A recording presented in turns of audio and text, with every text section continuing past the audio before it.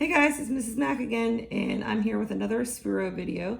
This time I'm going to show you how to use the block program to code the robot instead of just driving the robot. So let's get started. I have to sync my Sphero with the iPad, just like I did the last time. So press that top button in the left. Remember, I have a Mini, you have a Spark Plus, so make sure to be using those.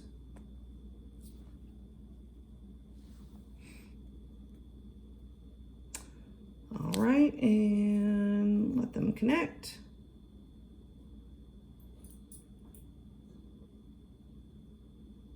All right, fantastic, it's connected. Instead of driving, like we did last time, we're going to go to Programs. And I'm going to create a new program. It's going to be Blocks. And then, yes, remember, I'm using the Mini. You're going to press Spark. And I'm going to press Create. All right, so welcome to block coding. This is basically a way of me giving instructions to a computer and telling it exactly what I want it to do. Computers are not smart technology. They are only coded to do what we tell them to do. So this is one way that I can do that by adding these different blocks, and they're gonna be like puzzle pieces. Okay, if you notice, they have the little indentation there, and I click and I drag up. Okay, so let's start with these. First of all, you have your control. This is the event, which always starts the program. Notice Sphero has it automatically there for you, so you don't have to worry about putting it there. It's there. And what it says is on start program, which basically just means when I press start, the following things are going to happen. Well, I have to tell it what I want it to do, what I want it to happen.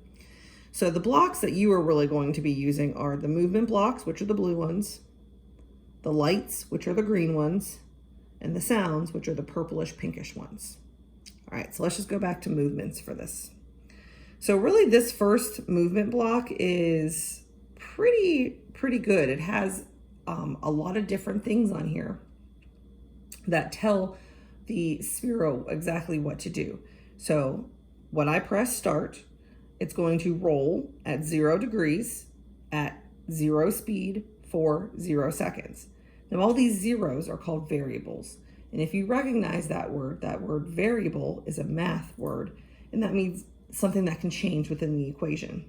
Well, you can kind of think of this as an equation or even a sentence, because you can add on blocks, you can continue. But going back, I need to change the variables. The variables are what makes this really come to life. So when it rolls, that's in degrees of a circle. A circle has 360 degrees. So if I wanted to go straight, I'm just going to point my arrow up at 0 degrees. If I wanted to go right, well, that's 90 degrees, just like a right angle. If I wanted to go backwards, that's 180 degrees. So you've got your straight line at 180 degrees. And if I wanted to go left, that's 270 degrees. Now, I can also have it go anywhere in between. If I wanted to do that, it's going to go a little bit, it's going to go forward, but to the right, just a little bit. Okay?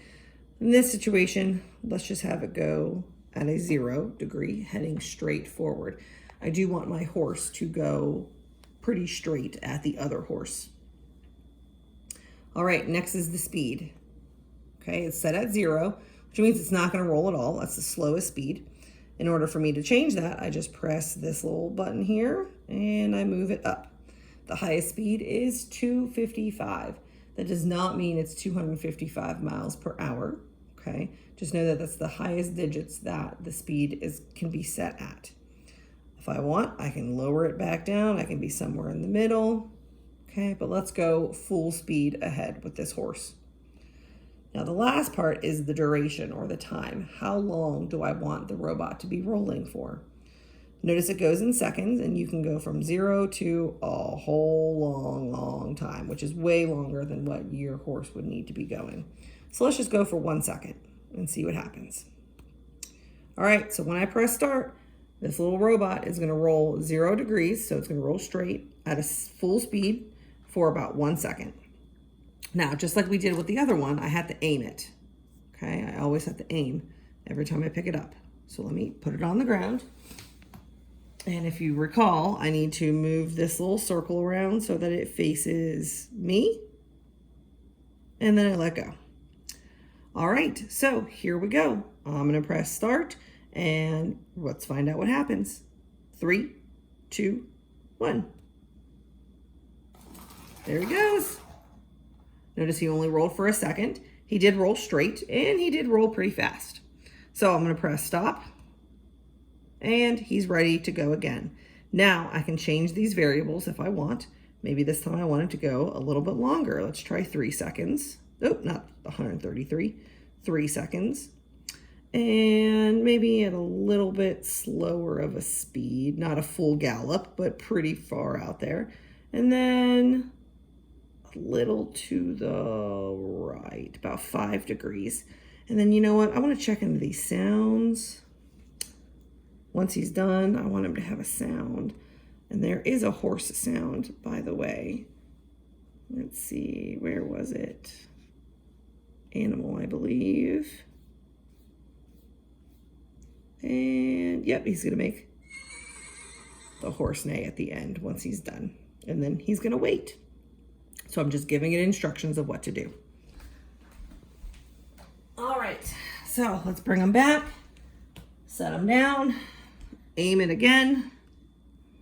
You should probably be pretty good at aiming your Sphero robot at this point in time. All right, that's really important, especially with your degree measurement of how he is going to travel. All right, here we go. 3, 2, and 1.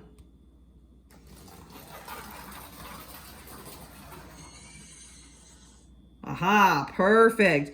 Notice this time he did go a little bit more to the right, definitely at a slower speed, but still pretty fast. And it definitely went for a longer amount of time, for 3 seconds. So at this point, I feel like you are ready to go. Good luck with your jousting tournament, and just kind of experiment, play around with these different block codes and see what you can come up with. Have fun.